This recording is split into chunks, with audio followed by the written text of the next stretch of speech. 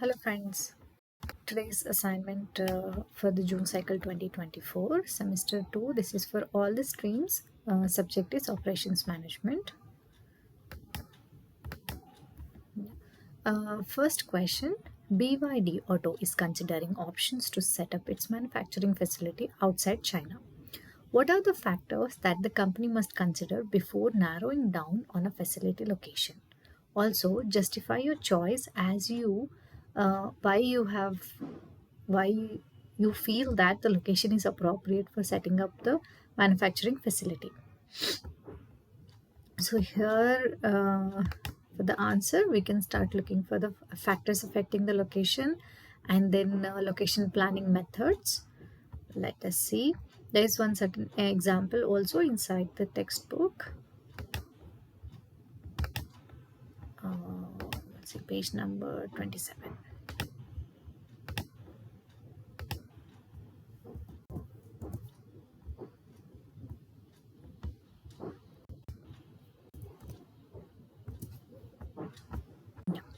So factors affecting location.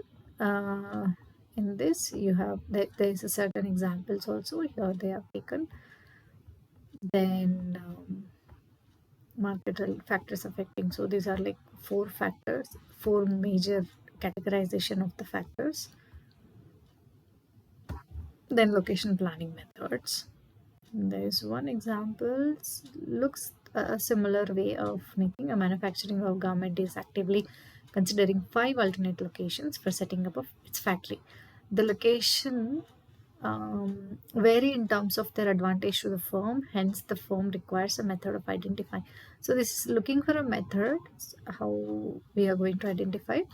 Just for your reference, you can refer to this, and then you can also identify your own factors based on what you are deciding or which country it will be suitable for the factory.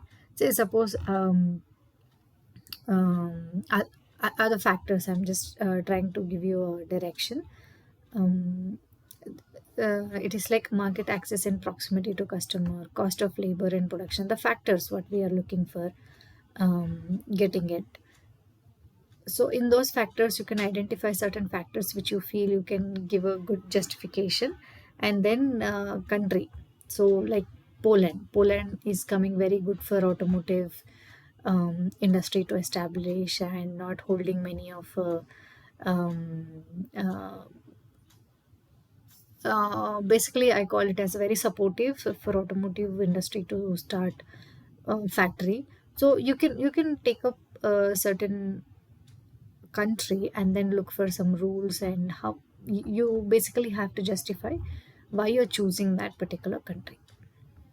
Okay. Question 2. Describe the importance of effective layout design and discuss various layout methodologies utilized in operations management, highlighting their individual strengths and weaknesses. Subsequently, assess the distinct obstacles and potentials linked with both cloud kitchen and traditional dining restaurants. Conclude by proposing the optimal layout for each format.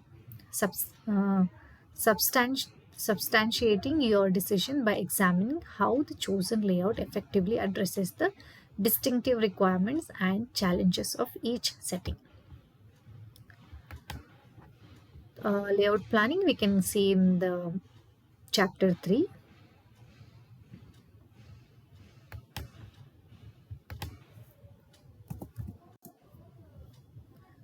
So here comes layout planning. Then types of layouts. You have a different types of layouts process. There's straight away advantages and disadvantages mentioned for the process flow and product flow here. Then there are group technology, fixed position layout. So for this you have to find out the differences. Then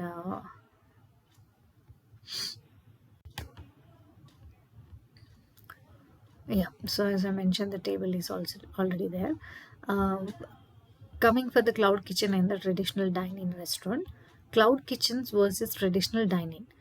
Issues what we see, it's lack of physical presence can affect customer trust, high reliance on delivery platforms, need for efficient order processing and delivery logistics.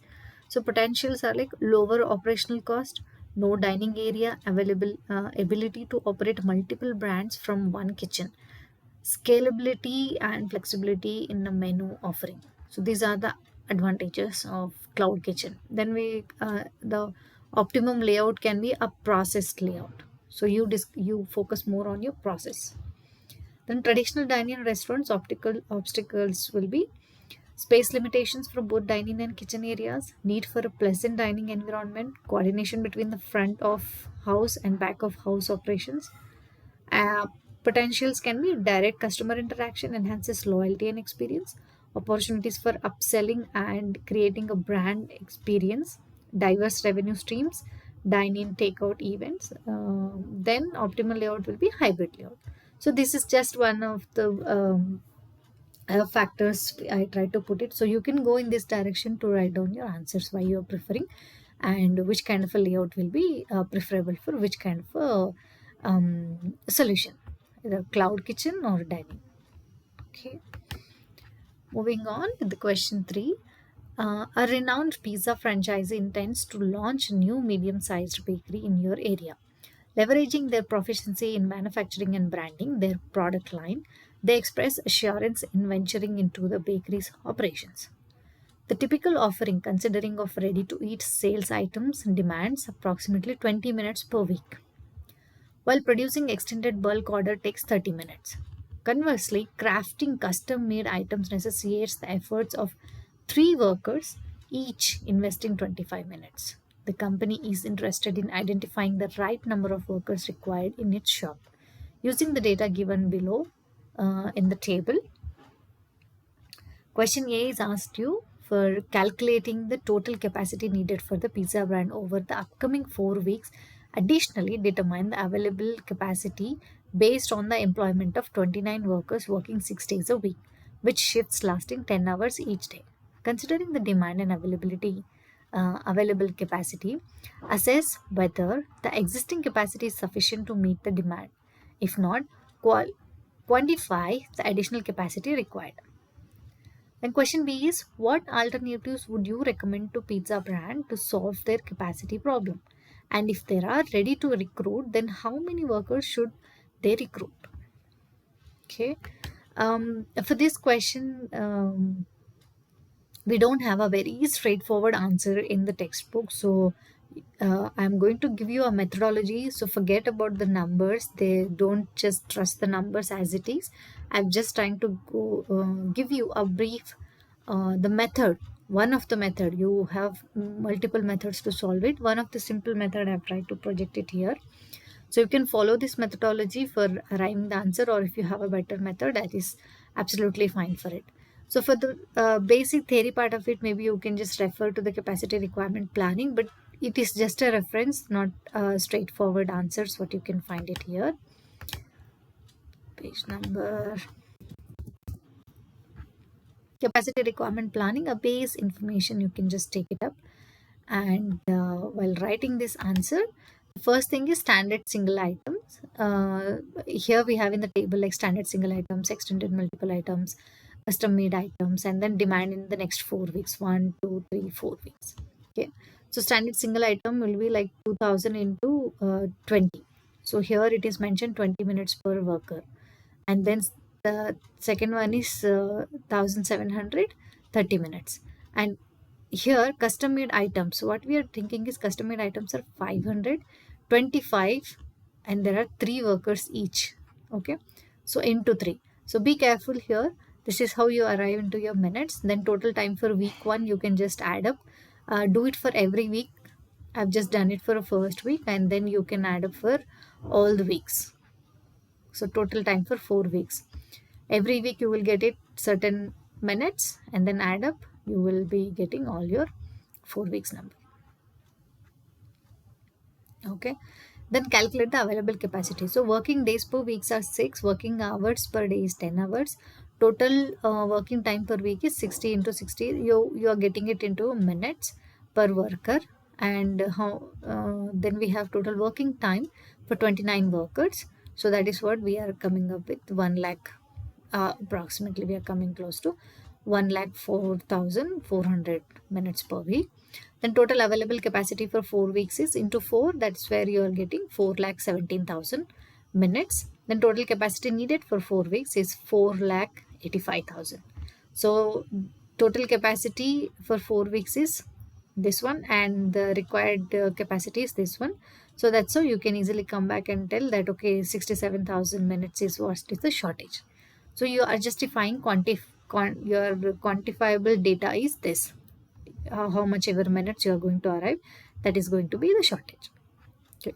Similarly, we have to look for 5.8. Again, just a reference, you can go for a resource planning in the, sorry, somewhere in this way, manufacturing resource planning, you can go for enterprise resource planning. Okay, I think page number 154. So here again, you can look for the other factors like what we are looking for alternatives.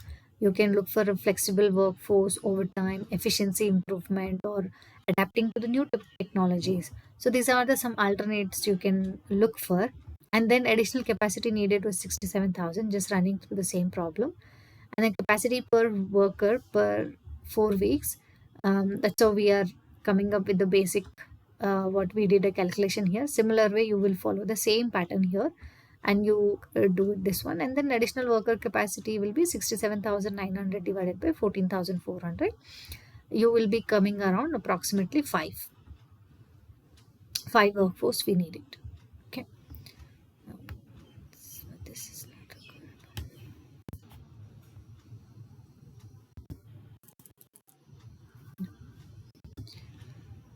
So this is how you can justify. Again, don't focus on the numbers. What I have done it, I just try to show you the methodology. So follow your methodology, then you will be able to easily arrive the solution. Okay, thank you so much. All the best for the assignments.